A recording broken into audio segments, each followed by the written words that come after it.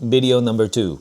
In this video, we're going to talk about the tools you need to brew makgeolli at home. So now I'm not going to go over all the tools exactly you need. One of the best things about making makgeolli is that I would say 95% or all the tools that you need, they're probably already in your kitchen.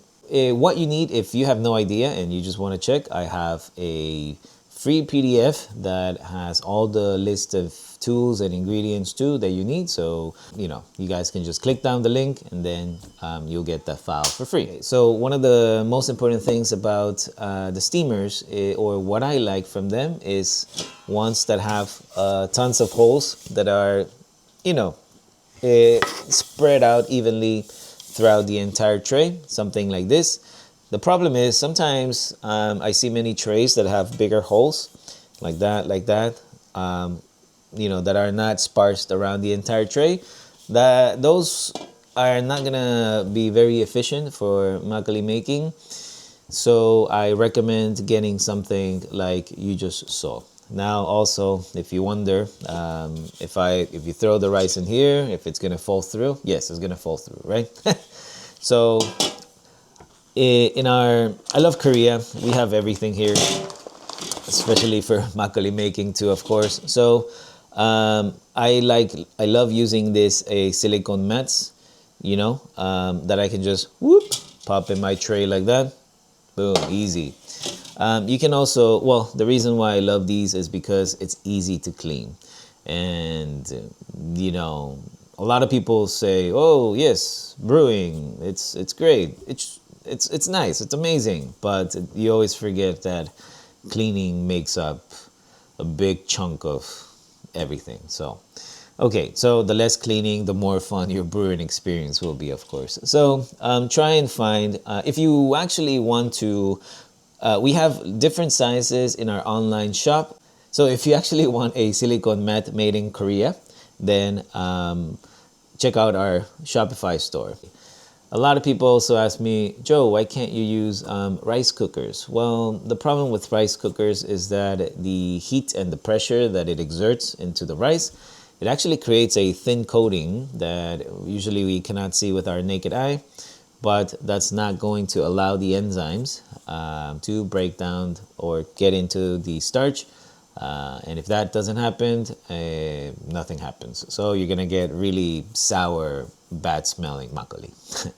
So again, do not use rice cookers. And I always say, let's say you really enjoy making makgeolli and then you want to, make bigger batches, of course, unless you buy 30 or 50 rice cookers, it's not going to let you do that, right? So, however, steamers, they come in super bigger sizes. I have, I think, 3 sizes that's bigger than this. So, yes, you can run a illegal makgeolli operation in your bedroom studio, like I used to. So, anyways, the other mistake I see a lot of people doing is they tend to cool their kodubap or their steamed rice just on the counter or on the table. Don't do that. You need to create some elevation so that when you cool your kodubap, it also cools more evenly. So that's a big mistake I see people when they're making makgeolli as well. So actually, fun fact, the more I get into makgeolli, I mentioned there's different rice preparation methods. If you didn't know, there are actually. You can make makgeolli by making different types of porridge. You can make makgeolli by making different types of rice cakes, rice cake shapes. So the different types of rice preparation methods and how you ferment it, each of them, and how you combine them too, will give you very unique types of makgeolli.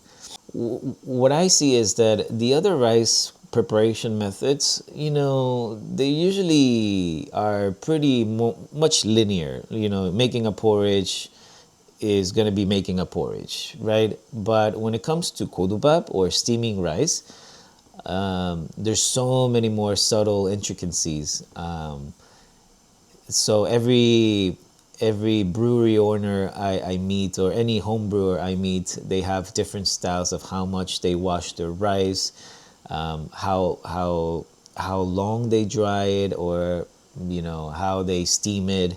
There's so many information. So now the reason why there's differences in little things like that, it could be the quality of the rice that they're using too, and also sticking to the traditional methods, that, or the recipes that they've learned from their relatives long time ago. So I always want to focus that there's not one way. When it comes to makgeolli, there's not one fixed way. I always approach my brewing and learning process with an open mind. So you'll find sometimes a person saying, no, it has to be this way. Just okay.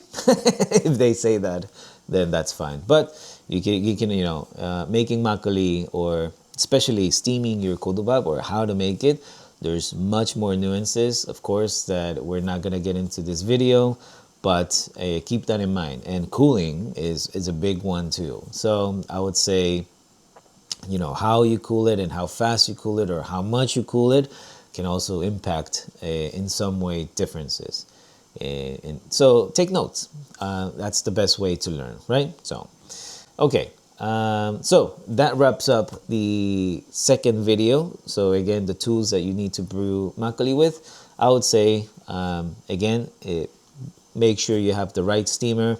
Don't use a rice cooker. And second one is, make sure you're cooling your kodobap the right way, putting some elevation. I do it the cheap way. You can follow my setup here.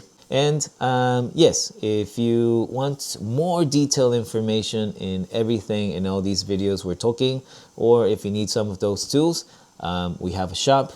We have a Shopify store, and which I'm gradually going to be adding more things.